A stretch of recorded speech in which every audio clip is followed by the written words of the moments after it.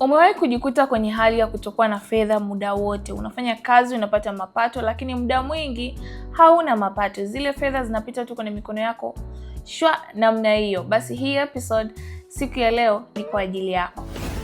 Mambo vipi? Hii ni The Wealth Building Podcast ya The Wealth Building Academy, ukiwa nami your favorite wealth building coach G. Mahali hapa ni mahali ambapo unapata elimu ile waliosahau kukufundisha shule, elimu ya fedha, kuweka akiba, uwekezaji pamoja na kujenga utajiri unaodumu.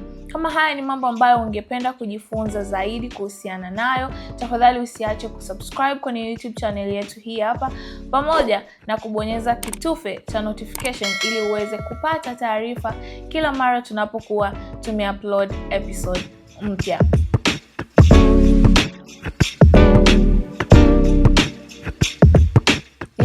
Kwenye episode nyingine ya The Wealth Building Podcast, tunaangalia ni nini unafanye kama mtu ambaye unapata mapato lakini muda mwingi unakuwa huna fedha. Muda mwingi tunasema you're broke. Ni nini ufanye ili uweze kutoka kwenye hii hali ya kutokuwa na fedha muda mwingi angali unafanya kazi na unapata mapato? Nini ufanye? Jambo la kwanza la kufanya ni kubadilisha mindset yako. Watu wengi tunarudishwa nyuma na mitazamo yetu. Ukishakuwa ni mtu ambaye unajiona muda wote hauna fedha na unakiri na kinywa chako, mimi sina fedha muda wote, mimi sijui nafanya nini na fedha yangu, huo ndio mtazamo wako, basi hiyo pia itakuwa ndio hali yako halisi. Tunaambiwa kwamba anavyojiona mtu nafsini mwake ndivyo alivyo. Kwa hiyo ni lazima ubadilishe namna unavyojiona nafsini mwako, na lazima ubadilishe mtazamo wako, mindset yako. Badala ya kusema sina fedha muda wote, ni vizuri kubadilisha huo mtazamo na kujiuliza, ni kwa nini sina fedha muda wote? Ni nini kinapelekea mimi kuwa broke wakati mwingi? Ni nini kinapelekea fedha tu kupita kwenye mikono yangu shwa namna hiyo, alafu basi ni nini kinapelekea fedha zangu kutokukutana? Kujiuliza maswali kama haya kutakupa namna ya kuendelea mbele, kutakupa majibu ya nini ufanye ili uweze kutoka kwenye hiyo hali, badala ya kukaa tu na msimamo kwamba mimi sina fedha muda wote na kukubaliana na hiyo hali. Kwa hiyo kitu cha kwanza, unapojikuta wewe ni mtu ambaye fedha tu zinapita kwenye mikono yako na muda mwingi mifuko yako inakuwa imetoboka, ni kujiuliza, ni kwa nini hii hali? Nifanye nini ili kubadilisha hii hali? Kwa hiyo badilisha mindset yako kutoka kwenye kukubali hiyo hali kuenda kwenye kuangalia ni namna gani unaweza kubadili hiyo hali. Jambo la pili unaloweza kufanya ili uweze kutoka kwenye hali ya kutokuwa na fedha muda wote ni kujenga nidhamu ya fedha. Watu wengi tatizo sio vipato vyetu, watu wengi tatizo ni nidhamu. Tunakosa nidhamu ya kifedha, na kitu kimoja kinachomtofautisha mtu anayefanya vizuri kifedha na mtu ambaye hafanyi vizuri kifedha, anakuwa hana fedha muda wote, wakati mwingine sio kipato tu, wakati mwingine ni ukosefu wa nidhamu ya fedha. Kwa hiyo ni lazima uangalie namna sasa ya kuanza kujenga nidhamu ya fedha, namna ya kuanza kuishi kwenye kanuni za kifedha, kanuni kama kuishi ndani ya uwezo wa mapato yako, kanuni kama kuishi kwa budget, kanuni kama vile kujilipa kwanza. Hizi kanuni zote za kifedha ndizo zinazojenga nidhamu ya fedha. Kwa hiyo lazima uanze kuangalia ni namna gani utajenga nidhamu ya fedha, na utakuwa na nidhamu ya fedha na utaishi kwa nidhamu ya fedha ili uweze kubadilisha hiyo hali ya kutokuwa na fedha muda wote. Narudia tena, wakati mwingine changamoto sio fedha wala changamoto sio kipato chako.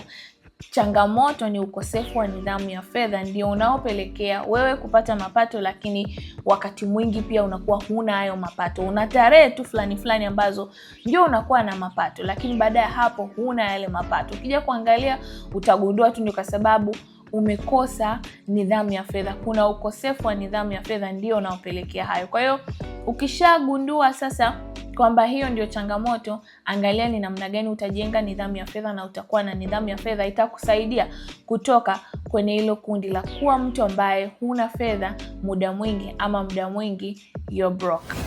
Kitu cha tatu unaweza kufanya ili uweze kutoka kwenye kundi la kuwa na mifuko iliyotoboka muda mwingi ni kuepuka kununua vitu kwa mikopo. Watu wengi tunaishi humo sana. Yaani wewe vyombo unanunua kwa mkopo, nguo kwa mkopo, perfume kwa mkopo, pochi kwa mkopo, gari kwa mkopo. Kwa hiyo kipato chako kazi yake kinakuwa ni kulipa madeni, ndio kazi ya kipato chako. Basi ifike mahali kama kweli uko serious na unataka kuendelea kubaki na fedha mfukoni, unataka kubadilisha hiyo hali ya kuwa na mifuko iliyotoboka wakati wote, epuka kununua vitu kwa mikopo. Hauna hela ya kitu, kisubirie mpaka utakapokuwa na hela yake. Kwani kuna shida gani hapo? Kwani utakufa njaa? Unachoenda kununua ni chakula? Unachoenda kukikopea ni chakula? Hapana. Basi kama sio chakula, sio mahitaji ya muhimu, jenga nidhamu ya kununua vitu kwa cash. Kwa cash ili uweze kukiona kipato chako. Ili kazi ya kipato chako isiwe ni kulipa madeni tu.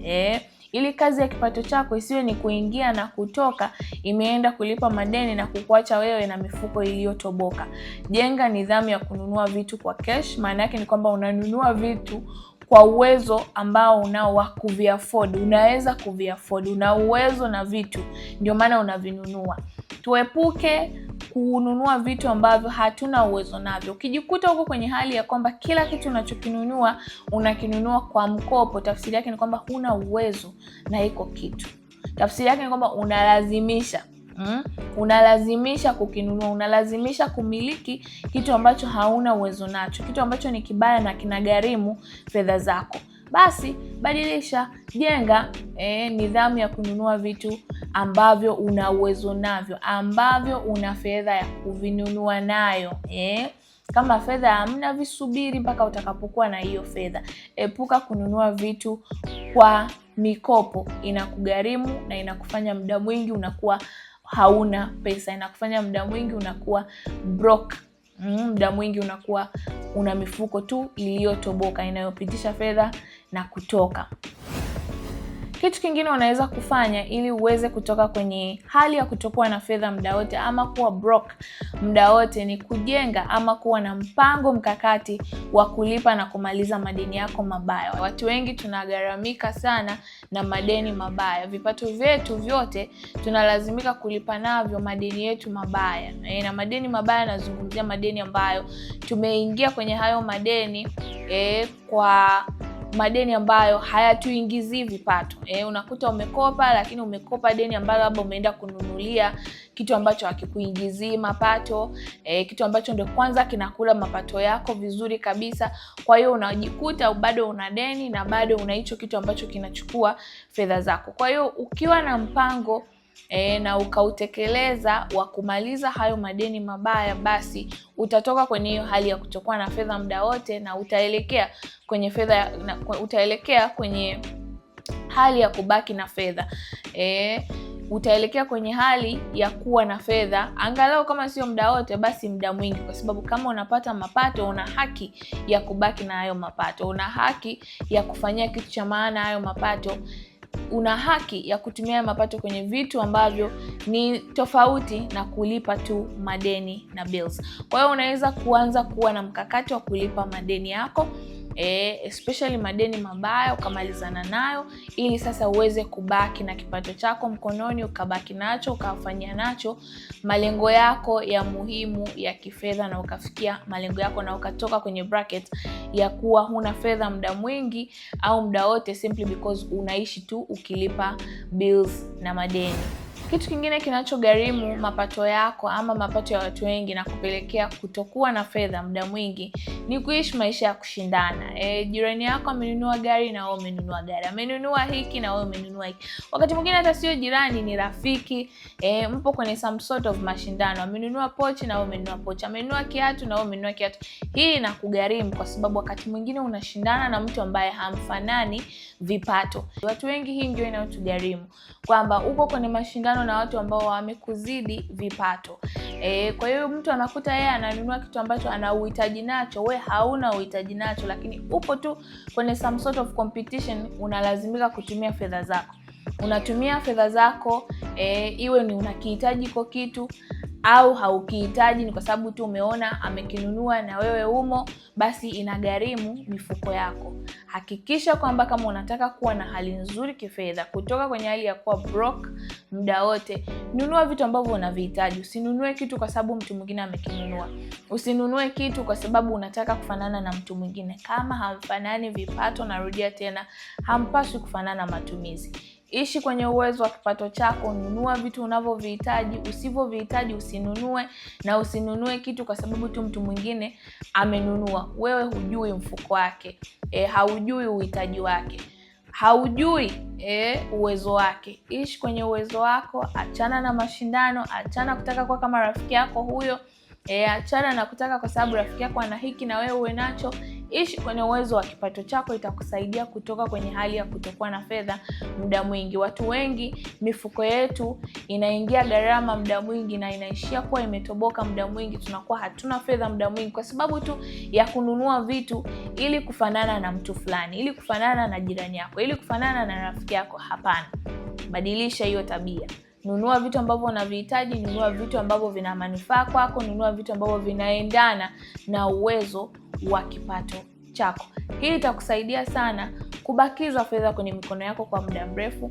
Itakusaidia kutoka kwenye kundi la fedha kupita tu kwenye mikono yako shwa shwa shwa.